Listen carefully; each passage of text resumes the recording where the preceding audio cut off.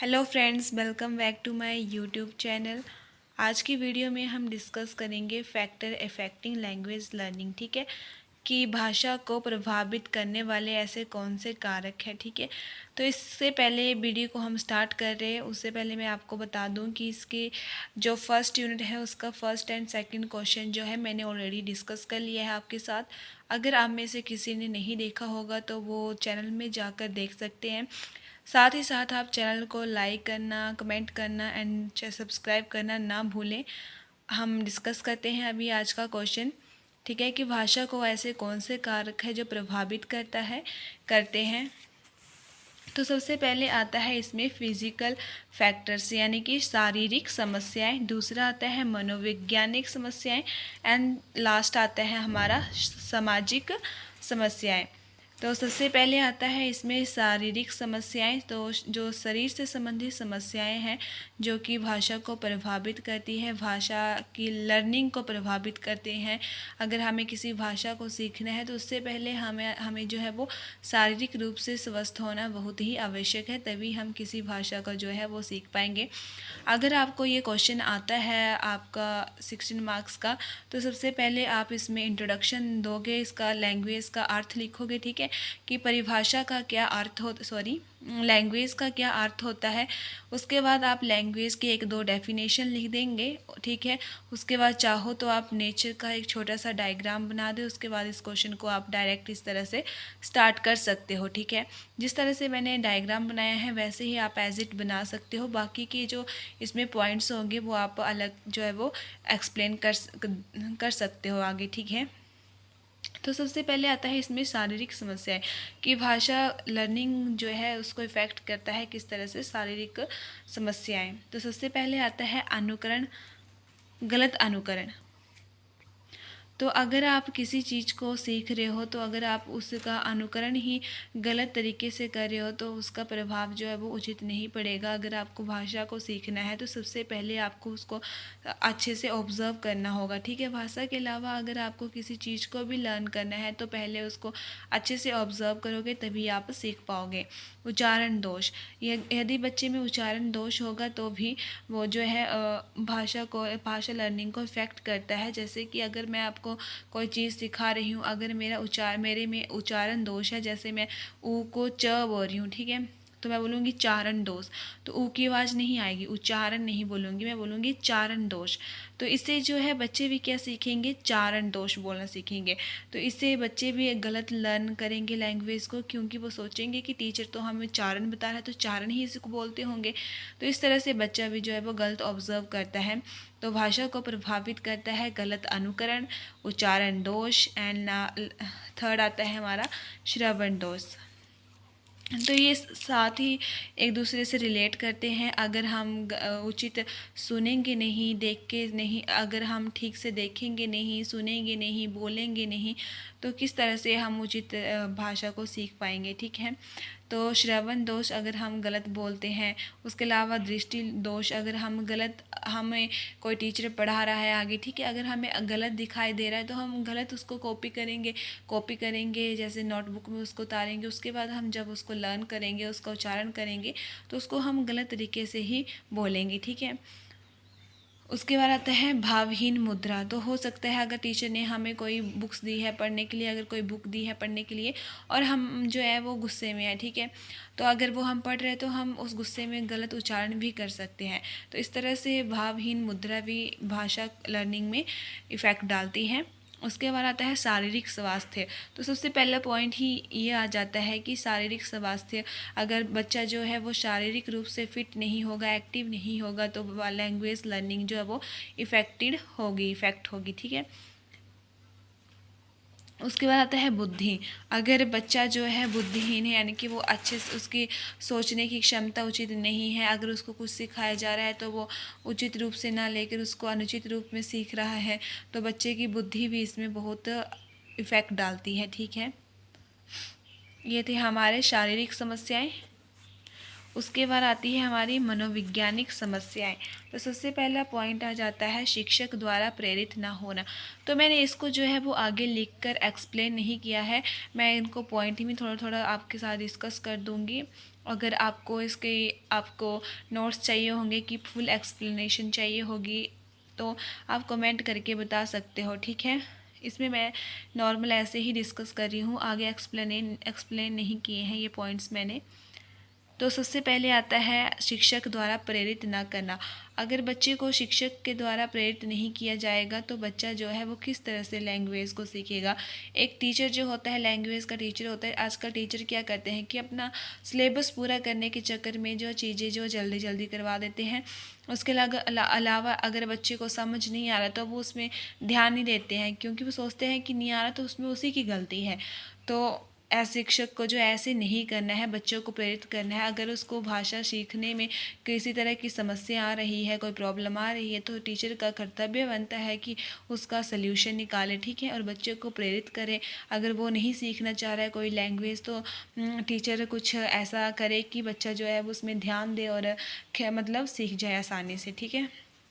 उसके बाद आता है व्यक्तिगत विभिन्नता। तो आपको पता ही है कि एक क्लासरूम में किस तरह से विभिन्नताएं जो वो पाई जाती हैं। क्लासरूम में कई तरह के स्टूडेंट्स जो होते हैं वो पढ़ते हैं, कोई स्लो लर्नर होता है, कोई फास्ट लर्नर होता है, कईयों को कम दिखाई देता है, कईयों को कम सुनाई देता है। तो टीचर का एक कर्तव्य बनता है कि सभी बच्चों को जो है वो साथ में लेकर चलना है और अच्छे से चीज़ों को सिखाना है। उसके बाद अरुचि। बच्चों को जो है जब अगर कोई लैंग्वेज है तो बच्चा जो है स्टार्टिंग में कोई भी अगर कुछ बुक्स पढ़ा रहे हैं या फिर कोई लैंग्वेज सिखा रहे हैं, अगर बच्चे को इंग्लिश सिखाई जा रही है, हिंदी सिखाई जा रही है, तो स्टार्टिंग में बड़ी रुचि दिखाता है, बड़ा इंटरेस्ट दिखाता है कि मुझे ये चीज़ सीखनी है। लेकिन बच्चा जो है धीरे धीरे क्या करता है, उसका इंटरेस्ट कम हो जाता है। आप सब जानते हो कोई नई चीज़ सीखी जाती है तो शुरू में चीज़ों में कितना इंटरेस्ट होता है, लेकिन जब थोड़ा टाइम 10-20 मिनट तक ही हम अपना फोकस कर पाते हैं चीज़ में, उसके बाद हमारा ध्यान जो भटक जाता है। तो अरुचि भी जो है भाषा लर्निंग में एक इफ़ेक्ट डालती है। तो ये तो टीचर की रिस्पॉन्सिबिलिटी बनती है कि बच्चे को किस तरह से सिखाना है। उसके बाद आता है धैर्य एवं निरंतरता का अभाव। तो जब कोई लैंग्वेज सीखी जाती है, सिखाई जा रही है, तो उसमें सबसे मेन बात होती है कि बच्चों के साथ साथ टीचर को भी धैर्य रखना है, ठीक है, और लगातार सिखाना है ताकि बच्चे जो है वो चीज़ों को ना भूल जाए। संप्रेक्षण नेक्स्ट आता है। तो संप्रेक्षण भी जो है वो लैंग्वेज लर्निंग को इफ़ेक्ट करता है। जैसे कि कई बार ऐसा हो जाता है कि टीचर जो है वो कोई चीज़ बोल रहा है, ठीक है, अगर लैंग्वेज को सिखा रहा है, अगर वो अपनी बात को रख रहा है तो कई वर्ड ऐसे हो जाते हैं जो बच्चों को उचित नहीं सुनाई देते हैं, ठीक है, बच्चे को सुनने में गलती हो जाती है, कई बार टीचर को भी बोलने में गलती हो जाती है, तो इससे भी लैंग्वेज जो है वो इफ़ेक्टेड होती है, ठीक है। उसके बाद आती है संकोच एवं हीन भावना। तो बच्चे जो है वो भाषा को नहीं सीखना चाहते हैं। आजकल आप देखते हो कि आजकल इंग्लिश को ही ज़्यादा इम्पोर्टेंस दी जाती है, तो बच्चा सोचता है कि हिंदी सीख कर क्या मिलेगा, है ना।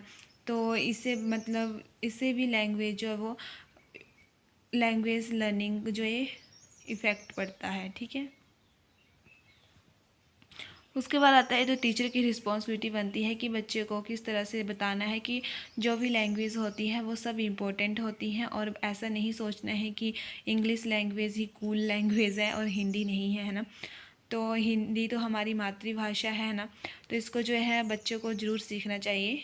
उसके बाद आता है लक्ष्य का ना होना। अगर बच्चे में किसी तरह का लक्ष्य नहीं होगा तो वो चीज़ों को नहीं सीख पाएगा। अगर बच्चे का कोई इंटरेस्ट नहीं है हिंदी लैंग्वेज सीखने में तो टीचर भी क्या कर सकता है। तो सबसे पहले मेन बात यह है कि टीचर ने बच्चों को एक इस तरह से मोटिव करना है, उनको इस तरह से उत्साहित करना है कि बच्चे के मन में जो है भाषा सीखने के प्रति मोटिव बने, ठीक है, लक्ष्य बने। भाषा शिक्षक का रूढ़ व्यवहार। अगर लैंग्वेज सिखाने वाला टीचर ही रूढ़ तरीके से बच्चों के साथ पेश आएगा तो बच्चा जो है वो भाषा लर्निंग में सहयोग नहीं दे पाएगा और उसका रुचि नहीं बन पाएगी भाषा सीखने में, ठीक है। उसके बाद आती है असावधानी और शीघ्रता।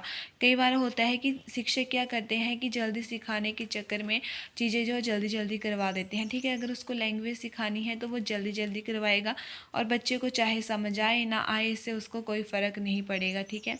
तो ये भी भाषा सीखने में एक बहुत बड़ी बाधा है। सामाजिक अधिगम के मौके। और बच्चे को जो है वो कई बार सामाजिक अधिगम सीखने के मौके भी नहीं दिए जाते हैं। ये पॉइंट जो है वो आपका आएगा सामाजिक समस्याओं में, ठीक है। यहाँ पे मेरे पास स्पेस नहीं था तो मैंने इसमें ही ऐड कर दिया है।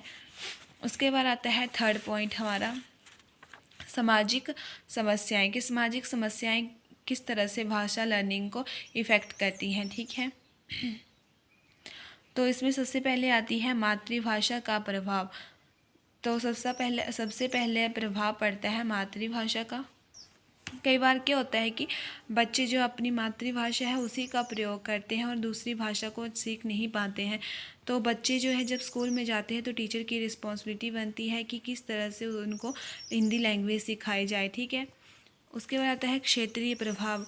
तो भाषा को इफ़ेक्ट करता है क्षेत्रीय प्रभाव भी। आपने देखा होगा कि पंजाब की लैंग्वेज और कांगड़ा की लैंग्वेज में कितना डिफरेंस होगा, ठीक है। तो इस तरह से जो है क्षेत्रीय भाषा भी लैंग्वेज लर्निंग को इफ़ेक्ट करती है। अंतर्राष्ट्रीय भाषा का प्रभाव भी पड़ता है। ये तो आप सब जानते हैं कि अंतर्राष्ट्रीय भाषा ने जो है लोगों को किस तरह से प्रभावित किया है। अंतर्राष्ट्रीय भाषा यानी कि हमारी जो अंग्रेजी भाषा है उसका प्रभाव आज बहुत अधिक देखने को मिल जाता है, ये हम सब जानते हैं। तो बच्चे जो हैं अब हिंदी में ज़्यादा ध्यान ना देकर इंग्लिश लैंग्वेज को सीखने में अधिक दिलचस्पी दिखाते हैं अपनी, जो कि उचित बात नहीं है। लैंग्वेज कोई भी हो सब आनी चाहिए बच्चे को, है ना। तो सबसे पहली मातृभाषा जो है हिंदी है, तो हिंदी का आना भी ज़रूरी है। साथ ही साथ जो है वो इंग्लिश का आना भी ज़रूरी है। उसके बाद आती है जन जागरूकता। तो लोगों के पास जागरूकता नहीं होती है कि कौन सी लैंग्वेज सीखी जाए। जो अपनी मातृभाषा का प्रयोग करते हैं तो उसी का ही प्रयोग करते रह जाते हैं, ठीक है। तो ये भी जो है वो इफ़ेक्ट डालती है। उसके बाद आता है भाषाओं का प्रभाव। तो अगर कई सारी भाषाएं जो है वो एक साथ सीखी जाए, जैसे हिंदी, उर्दू, इंग्लिश, जो बच्चा जो है वो एक साथ सीखने का प्रयास करेगा तो वो पॉसिबल नहीं है, ठीक है। इससे क्या होगा कि बच्चा जो है अच्छे से चीज़ों को नहीं सीख पाएगा, उसको समझ नहीं जाएगा। मतलब एक जगह, मतलब जिस भाषा का प्रयोग जिस समय करना होगा वो कंफ्यूज हो जाएगा पूरी तरह से, और एक भी भाषा को जो है वो अच्छी तरह से नहीं सीख पाएगा। सीखने का क्षेत्र। तो बच्चे सबसे पहले डिपेंड करता है कि बच्चा कहाँ चीज़ को सीख रहा है, ठीक है। तो सीखने का क्षेत्र जो है वो उचित होगा तभी बच्चा जो है वो अच्छी तरह से लैंग्वेज को सीख पाएगा। अगर स्कूल वो क्षेत्र है जहाँ पर बच्चा भाषा को सीख रहा है तो उसका इन्वायरमेंट भी उसी तरह का होना चाहिए, ठीक है। उसके बाद आता है सामाजिक वातावरण। सामाजिक वातावरण भी प्रभावित करता है, ठीक है। पारिवारिक संबंध। पारिवारिक संबंध किस तरह के हैं बच्चे के, वो भी लैंग्वेज लर्निंग को इफ़ेक्ट करती है। अगर बच्चे की पढ़ाई की ओर अधिक ध्यान नहीं दिया जा रहा है तो बच्चा जो है वो चीज़ों को नहीं सीख पाता है। इससे बच्चों को उचित और अनुचित चीज़ों का पता नहीं लग पाता है। लिंग भेद कई बार होता है कि लड़कियों को अच्छा शिक्षित नहीं देखा गया होगा ना। तो मतलब लड़कों को उचित शिक्षा देने के लिए कोई इंग्लिश स्कूल में डाला जाता है, कोई बड़े स्कूलों में डाला जाता है, पर लड़कियों को जो है वो शिक्षित नहीं करने के चक्कर में घर में ही रखा जाता है, ठीक है। तो ये भेदभाव भी भाषा लर्निंग में एक इफ़ेक्ट डालता है। अगर लड़की बाहर नहीं जाएगी तो लैंग्वेज को किस तरह से सीखेगी। वो अपने गांव में, अगर वो गांव की है तो वो उसी लैंग्वेज को सीखते रह जाएगी, ठीक है, उसी लैंग्वेज में रहेगी। यानी कि उसको नई लैंग्वेज का पता नहीं चलेगा कि राष्ट्र में कौन सी बोली जा रही है, बाहर कौन सी लैंग्वेज का प्रयोग हो रहा है। तो लिंग भेद भी जो है वो इसमें एक इफ़ेक्ट डाल रहा है। परिपक्वता और सामाजिक आर्थिक स्थिति। अगर परिवार की सामाजिक आर्थिक स्थिति उचित नहीं होगी तो बच्चा जो है वो किस तरह से शिक्षा ग्रहण कर पाएगा। तो ये मैंने आपको पहले भी बताया कि भाषा में जो है भाषा और समाज का एक गहरा संबंध होता है। अगर बच्चा जो है अपने समाज के साथ उचित रूप से इंटरेक्ट कर रहा है, उन लोगों के साथ घुल मिल रहा है, तो बच्चा जो है वो आसानी से जो है वो लैंग्वेज को सीख जाता है। लैंग्वेज के साथ कई चीज़ों को भी सीख जाता है, किस तरह से समाज में उठना बैठना है, वो समाज में इंटरेक्ट करके ही सीखता है। अगर उसको अच्छा इन्वायरमेंट नहीं मिलेगा तो बच्चा जो है वो उचित रूप से लैंग्वेज को नहीं सीख पाएगा। तो इसी तरह से अगर उसको उचित इन्वायरमेंट नहीं मिलेगा तो वो लैंग्वेज जो है वो नहीं सीख पाएगा। तो ये भी एक बहुत बड़ा कारण बनता है। तो इसी के साथ हमारा क्वेश्चन जो है वो समाप्त होता है। अगर आपको इसकी डीप एक्सप्लेनेशन चाहिए होगी तो आप कमेंट करके बता सकते हो। तो इसमें हमने डिस्कस किया कि फैक्टर अफेक्टिंग लैंग्वेज लर्निंग यानी कि कौन सी ऐसी समस्याएं हैं जो भाषा लर्निंग में लर्निंग पैदा कर रही है समस्याएं। तो सबसे पहले आया हमारा शारीरिक समस्याएं, मनोवैज्ञानिक समस्याएं, सामाजिक समस्याएं हैं जो भाषा लर्निंग को इफ़ेक्ट कर रही है, प्रभावित कर रही हैं। ठीक है, ऐसी कौन सी समस्याएं हैं जो प्रभावित कर रही है हमारी भाषा को सीखने को में। ठीक है, तो इसमें आ गया शारीरिक समस्याएं में आपने देख लिए होंगे पॉइंट, ये आए हमारे मनोवैज्ञानिक समस्याओं के पॉइंट, एंड लास्ट में आए हमारे सामाजिक समस्याओं के point. Thank you for watching and मिलते हैं हम नेक्स्ट वीडियो में, and take care, bye bye.